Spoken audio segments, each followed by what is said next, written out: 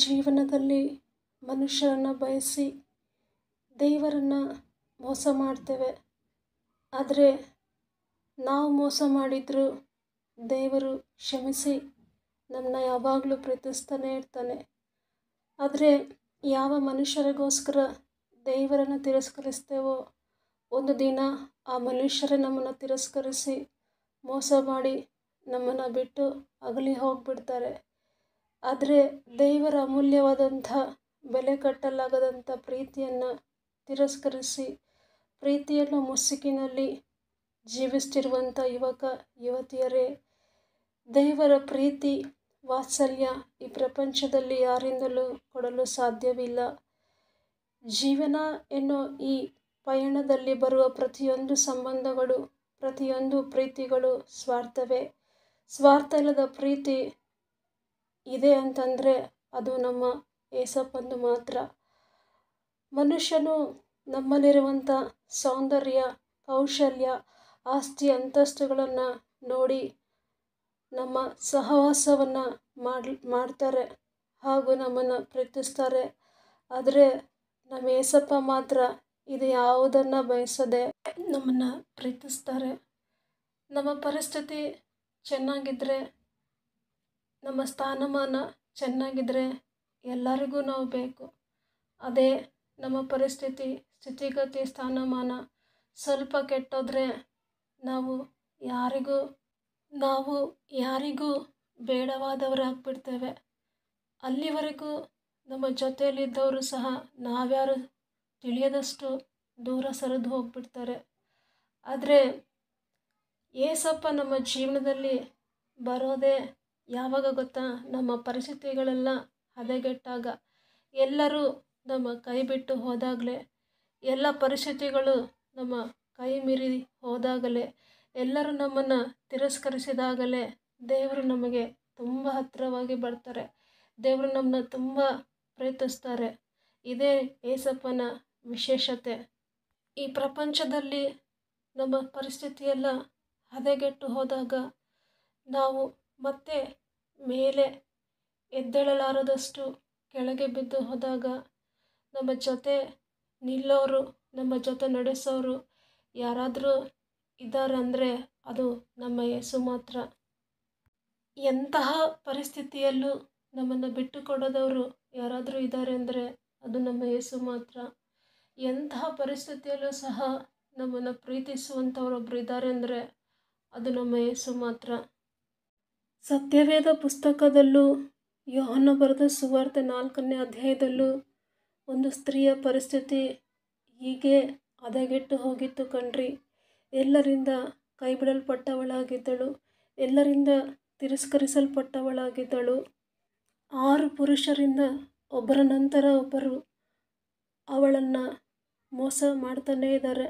ಆದರೆ ಇನ್ನೂ ಆ ಲೋಕದ ಮಾಯೆಯಲ್ಲಿ, ಲೋಕದ ಪ್ರೀತಿಯಲ್ಲಿ ಕುರುಡಿಯಾಗಿ ಆ ವಂಚಕರ ಬಲೆಯಲ್ಲಿ ಸಿಕ್ಕಿಕೊಂಡಿದ್ದಂತಹ ಆ ಸ್ತ್ರೀಯನ್ನು 7ನೇ ಪುರುಷನಾಗಿ, ವಿಮೋಚಕನಾಗಿ ಯೇಸು ಸ್ವಾಮಿ ಬೆಳಕಾಗಿ ಆ ವಂಚಕರ ವಂಚನೆಯಿಂದ, ಪಾಪ ಎಂಬ ಕತ್ತಲೆಯಿಂದ ಬಿಡಿಸಿ ಅವಳ ಜೀವನವನ್ನು ಮತ್ತೆ ಬೆಳಗಿಸಿದನು, ಬೆಳಕಿನ ರಾಜ್ಯದಲ್ಲಿ ನಡೆಸಿದನು.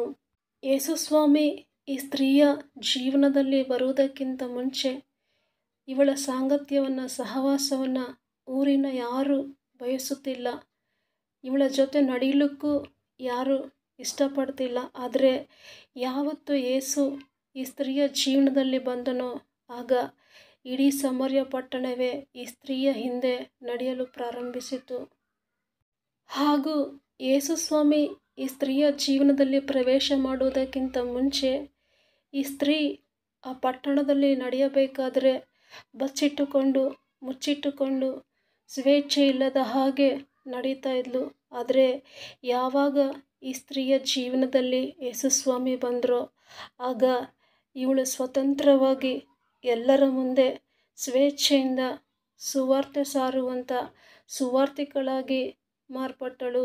ಹಾಗೂ ಹಿಂದೆ ಈ ಸ್ತ್ರೀಯ ಜೀವನದಲ್ಲಿದ್ದಂತಹ 6 ಪುರುಷರು ಸಹ ಶಾರೀರಿಕ ದಾಹಕ್ಕಾಗಿ ಈ ಸ್ತ್ರೀಯ ಸಾಂಗತ್ಯವನ್ನು ಬಯಸಿ ಬಂದಿದ್ದರು. ಆದರೆ 7ನೇ ಪುರುಷನಾಗಿ ಯೇಸುಸ್ವಾಮಿ ಯಾವಾಗ ಈ ಸ್ತ್ರೀಯ ಜೀವನದಲ್ಲಿ ಪ್ರವೇಶಿಸಿದನೋ, ಯೇಸುವಿನಿಂದ ಆತ್ಮದಾಹವನ್ನು ಸವಿದಂಥ ಈ ಸ್ತ್ರೀ ಮತ್ತಾವತ್ತು ಶಾರೀರಿಕ ದಾಹಕ್ಕೆ ಎಡೆ ಮಾಡಿಕೊಡಲೇ ಇಲ್ಲ. ಮತ್ತಾವತ್ತು ಪರಪುರುಷನ ಸಾಂಗತ್ಯವನ್ನು ಬಯಸಿ ಹೋಗಲೇ ಇಲ್ಲ. ಯಾವ ಪಟ್ಟಣದಲ್ಲಿ ಈ ಸ್ತ್ರೀಯನ್ನು ಜನರು ಬೇಡವೆಂದು ನಿರಾಕರಿಸಿ ತಳ್ಳಿಬಿಟ್ಟಿದ್ದರೋ ಆ ಪಟ್ಟಣದಲ್ಲೇ ಮುಖ್ಯವಾದ ಮೂಲೆಗಲ್ಲಾಗಿ ಸ್ಥಾಪಿಸಿದರು ಯೇಸುಸ್ವಾಮಿ. ಈ ಸ್ತ್ರೀಯ ಜೀವನದಲ್ಲಿ ಮಾತ್ರವಲ್ಲದೆ ಇವತ್ತಿಗೂ ಎಷ್ಟೋ ಕೈಬಿಡಲ್ಪಟ್ಟಂಥ ತಳ್ಳಲ್ಪಟ್ಟಂಥ ಸ್ತ್ರೀಯರ ಜೀವನದಲ್ಲಿ ದೇವರು ಬೆಳಕಾಗಿ ಇವತ್ತಿಗೂ ಕಾರ್ಯ ಮಾಡ್ತಾ ಇದ್ದಾರೆ. ಹಾಗೂ ಎಷ್ಟೋ ಕೈಬಿಡಲ್ಪಟ್ಟಂಥ ಮಕ್ಕಳ ಜೀವನದಲ್ಲಿ ಇವತ್ತಿಗೂ ಒಂದು ಬೆಳಕಾಗಿ ಆ ಮಕ್ಕಳ ಜೀವನಗಳನ್ನು ಬೆಳಗಿಸುತ್ತಿದ್ದಾರೆ. ಚಿಕ್ಕ ಮಗುವಾಗಿದ್ದಾಗಲೇ ಬೇಡವೆಂದು ತಳ್ಳಿಬಿಟ್ಟಂತಹ, ತಿರಸ್ಕರಿಸಿದಂಥ, ಬಹಿಷ್ಕರಿಸಿದಂಥ ಕಂದಮ್ಮನನ್ನು ಯೇಸು ಆದರಿಸಿ ಪ್ರೀತಿಸಿ ಇವತ್ತೊಂದೊಳ್ಳೆ ಸಾಕ್ಷಿಯಾಗಿ ಆ ಮಗಳನ್ನು ನಿಲ್ಲಿಸಿದ್ದಾರೆ. ಹಾಗಾದರೆ ಈಗ ನಾವೆಲ್ಲರೂ ಆ ಚಿಕ್ಕ ಕಂದಮ್ಮನ ಮುಗ್ಧವಾದ ಮಾತುಗಳನ್ನು ಆಲಿಸೋಣವಾ? Hi everyone. Hello Simon. Thank you for giving me the opportunity to be here. I am a blind girl from Africa. My parents gave me to an orphanage when I was just 4 months old. I don't know why. Maybe they were afraid. Maybe they thought I was not enough. Maybe they thought a blind child would be too hard to love. But I want to tell you something today. God never left me. My name is Dara. I am 9 years old from Kenya. I have never seen the faces of the people who love me. I have never seen the sky, the stars, or the ocean. But I have seen something greater. I have seen the love of God. And I have seen it in this friend right here. She gently pets the dog by her side. This is hope. She is not just a dog. She is my eyes. She is my hero. When I am lost, she finds a way. When I am scared, she stays with me. When I feel alone, she reminds me that I am never truly alone. Growing up in the orphanage, I used to cry myself to sleep. Why did my parents leave me? Was I not good enough? Was I too broken? But one day, I heard a voice in my heart.